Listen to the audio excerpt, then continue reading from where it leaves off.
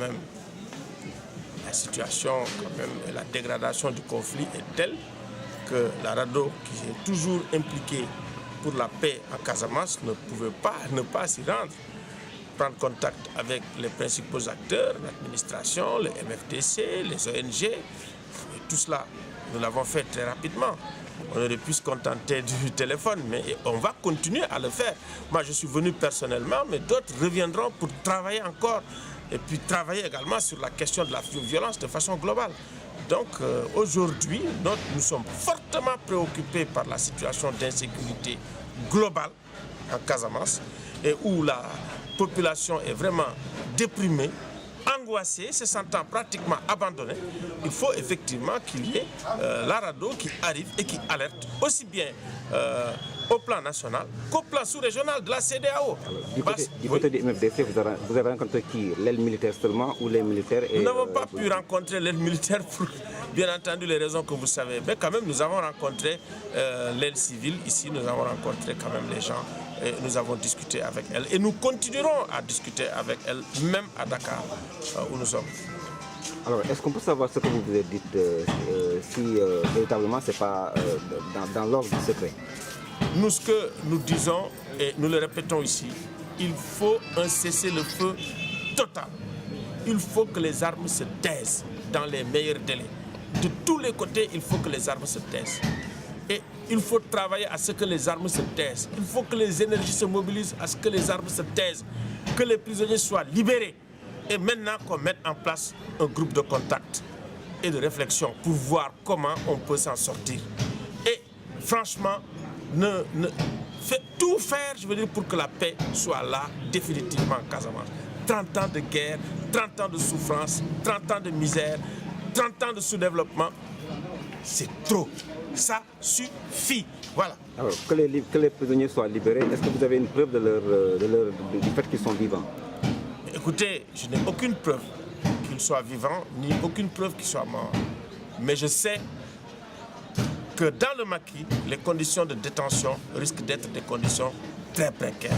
Et de ce point de vue, je rappelle seulement les conventions de Genève relatives aux droits humanitaires internationaux. Et que les prisonniers de guerre, on doit les respecter, respecter leur dignité.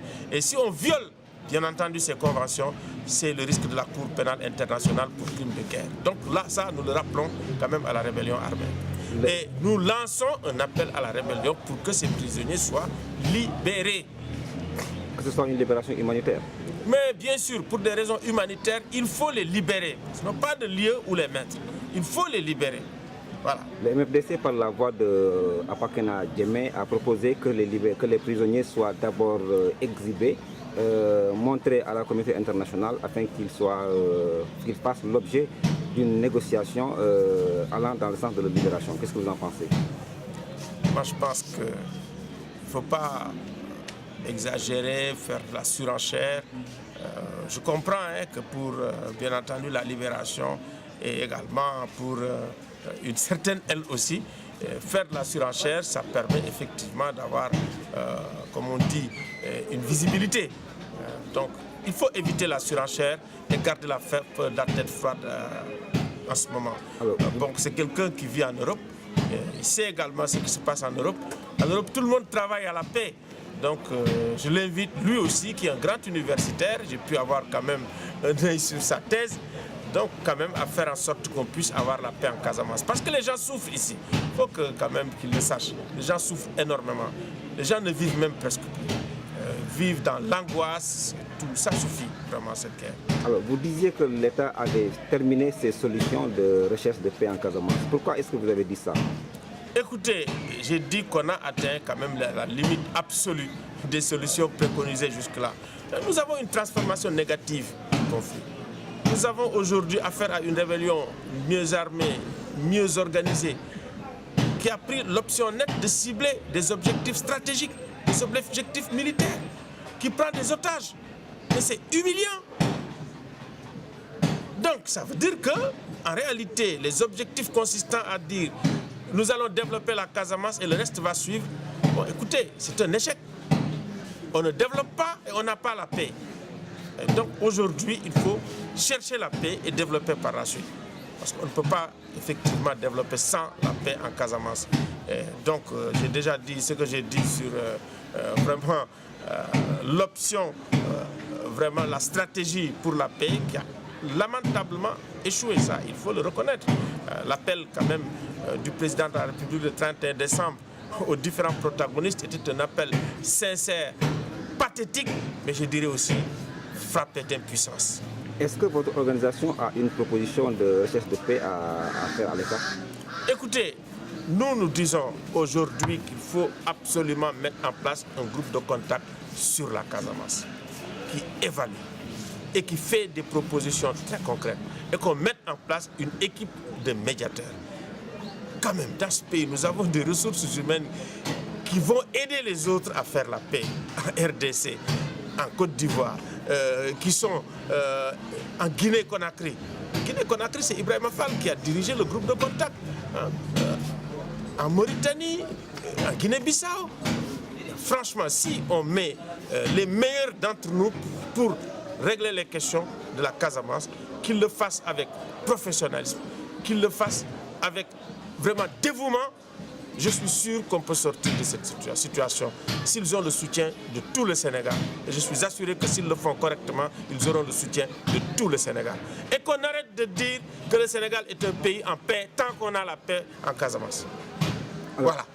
La CEDEAO vient d'être évoquée, en tout cas dans votre discours de tout à l'heure. Pourquoi est-ce que vous avez choisi, n'est-ce pas, d'interpeller la CEDEAO dans la crise en Casamance, qui est, il faut le dire aussi, une crise inter-sénégalaise, si on peut l'appeler ainsi? Parce qu'il y a une grande fragilité de la sous-région. Après le conflit en Côte d'Ivoire, après effectivement la crise en Guinée-Conakry, une crise très aiguë. On en sort aujourd'hui avec également les problèmes qu'on a avec AQMI en Mauritanie, AQMI au Niger, AQMI au Mali, la crise aiguë en Guinée-Bissau, les problèmes que nous avons à Banjul. Vous savez, pour la première fois, la CEDEAO n'a pas supervisé l'élection à Banjul. Et la crise que nous avons à l'intérieur du Sénégal. Si aujourd'hui nous avons une rébellion, c'est le verrou sécuritaire de la CEDEAO, c'est le Sénégal.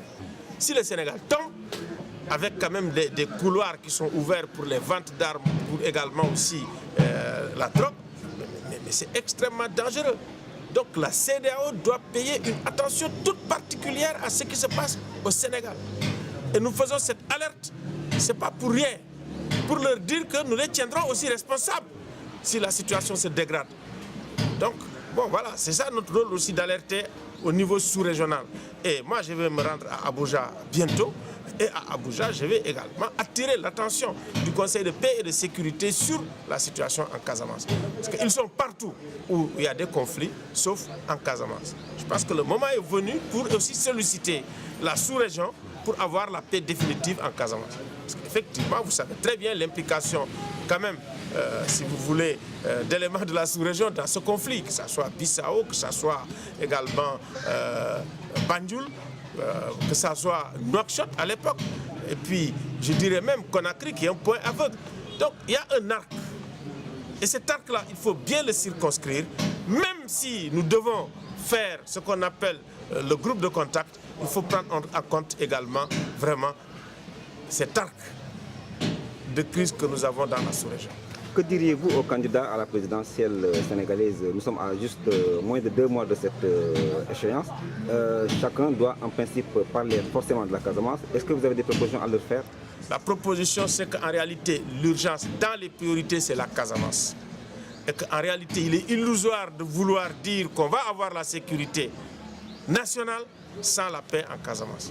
Donc, ils doivent, parmi les programmes qu'ils ont, nous donner leur vision de la paix, leur programme pour la paix et pour le développement en Casamance. Il ne s'agit pas seulement de faire des rationnistes, mais créer un véritable débat national autour de la Casamance pour trouver une solution nationale définitive à ce conflit quand même vieux de 30 ans. Alors, une dernière question. Quelle analyse faites-vous de l'éclatement aussi bien de l'aile politique du MFDC que de l'aile militaire? Écoutez, vous savez, c'est 30 ans. Au bout de 30 ans, vous savez, vous avez quand même des leaders qui partent. Vous avez des prétentions qu'il y a aussi bien au plan militaire, au plan civil. Nous les avons suivis. Nous avons également si vous voulez, ces différentes sensibilités qui également reflètent, si vous voulez, ce qu'on appelle la variété des populations, des communautés vivant en Casamance. Donc, parce que la dimension religieuse n'est pas écartée, la dimension également ethnique aussi n'est pas écartée. Ce sont des réalités avec lesquelles il faut faire. Donc je pense que toute personne qui analyse cette situation ne doit pas totalement les ignorer. Je pense que toutes les données sont à mettre sur la table pour des questions de transparence et pour des questions d'efficacité, pour une bonne solution en Casamance. Alors vous êtes chez vous dans votre région, on est en début d'année, avez-vous peut-être un mot à dire à vos parents? Écoutez, mes chers parents, je vous demande de vous impliquer pleinement pour qu'on ait la paix ici en Casamance. Et je vous souhaite bonne et heureuse année à tous mes frères et sœurs de la Casamance. Je vous remercie.